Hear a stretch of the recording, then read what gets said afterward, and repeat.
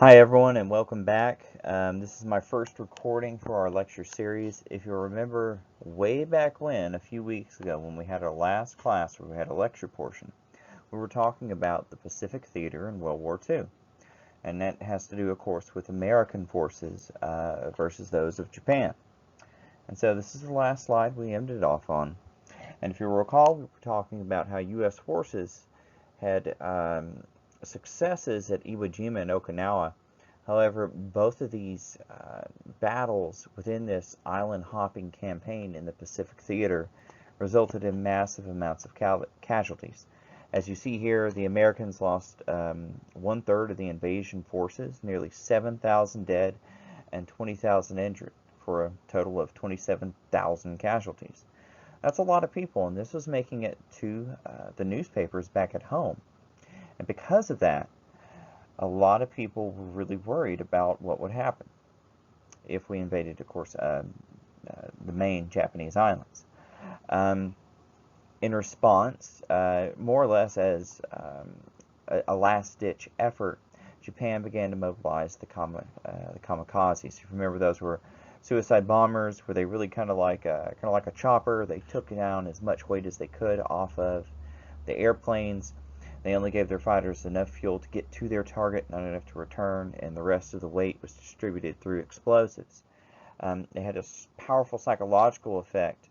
However, eventually they started running out of airplanes and pilots, and casualty-wise, this was not that effective on American forces.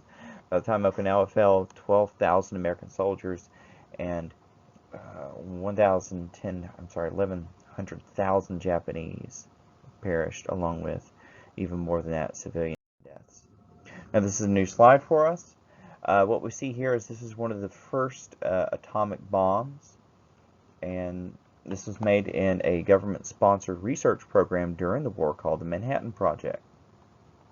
And of course, we're going to see, because of the Manhattan Project, the world's going to enter into a new age. Sometimes we call this the atomic age, the nuclear age. But it's going to be one of those things that's going to shift not just history and warfare, but also culture and the arts as well. So let's go ahead and see here. So the nuclear age begins. The number of casualties was astonishing to U.S. leadership, leading many planners to indicate that taking Japan could cost up to 1 million American lives. If you recall, we talked about this early on in the World War II lecture series. We were talking about how war planners had already came up with ideas on how to win World War II before the U.S. got involved with this, before Pearl Harbor. And it was already brought to the president, that's Franklin Delano Roosevelt's table, that this would be a two-front war against Japan and, of course, against the Axis powers, that being the Germans, the Italians, and also their allies. So the atomic bomb was an enticing answer to this dilemma. So back to the casualty count.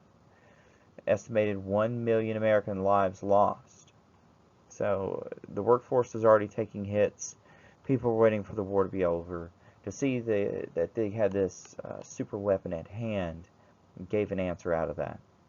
The Manhattan Project, begun in 1941, had produced a new type of bomb involving plutonium and uranium to create a massive explosion through a controlled chain reaction. Of course, the nature of the bomb will change.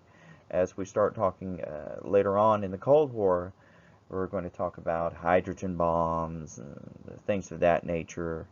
But we're not concerned with that now. Now, this is just the standard old-school atomic bomb, which was still very devastating. Teams of scientists under the leadership of J.R. Oppenheimer and Edward Teller conducted this $2 billion research project in secret until the first successful detonation in 1945. Now, I'm not sure about Teller, but I do know that Oppenheimer would continue to be a leader in research for further nuclear weapon development, and so we might see his name pop up again. The news of this testing reached Truman as he was meeting with Churchill and Stalin just outside of Berlin. Now, if you recall, Truman was the vice president. FDR had died as president, leaving Truman now in office. This is during the war. And so it's not necessarily something you want, but Truman was able to see the war into its completion. Now, if I remember correctly, this is a picture of what was known as an atomic shadow left behind from an atomic blast. What you see here is not that this little girl's shadow tragically wasn't just left there. What actually happened is the background was bleached instantaneously from super bright light from the atomic blast. And what you see here in the shadow is what was not bleached because something was in the way. Of course, we see looks like a fire hydrant of some sort and a jump rope, and of course this little girl. The nuclear age begins once again. Truman wished to keep this new weapon secret. Those Soviet spies had already informed Stalin.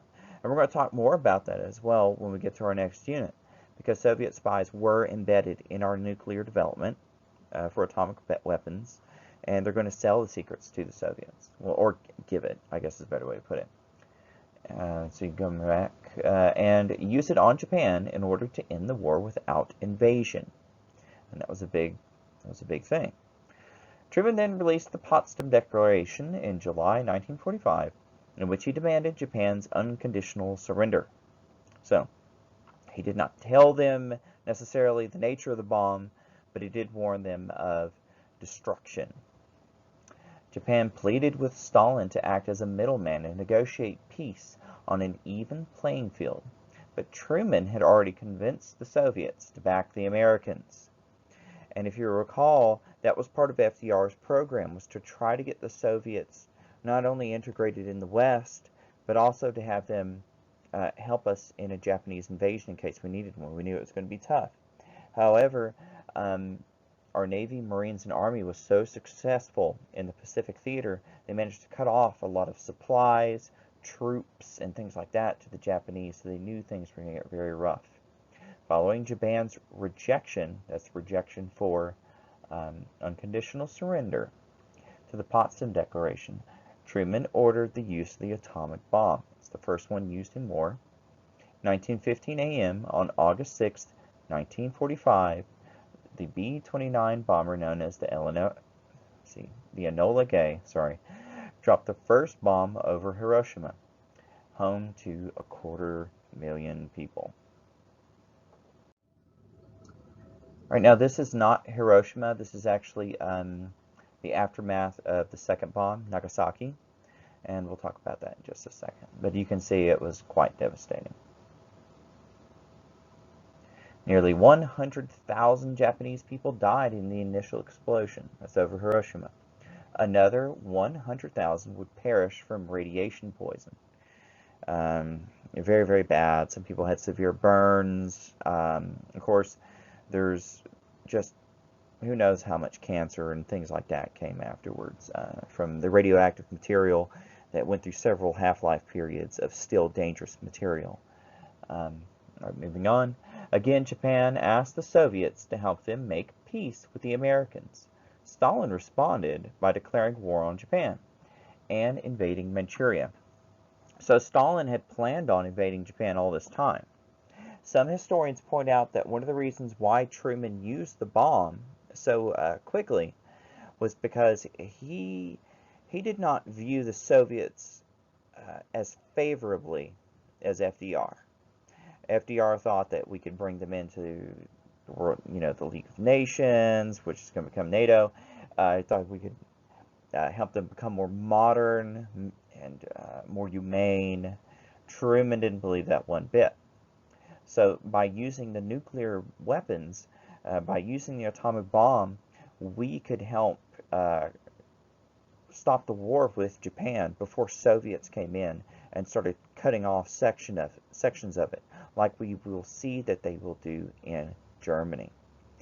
And we see here as well, they invade Manchuria. So they're already going into China. So we're well aware of the communist revolution led by Mao in China at this time.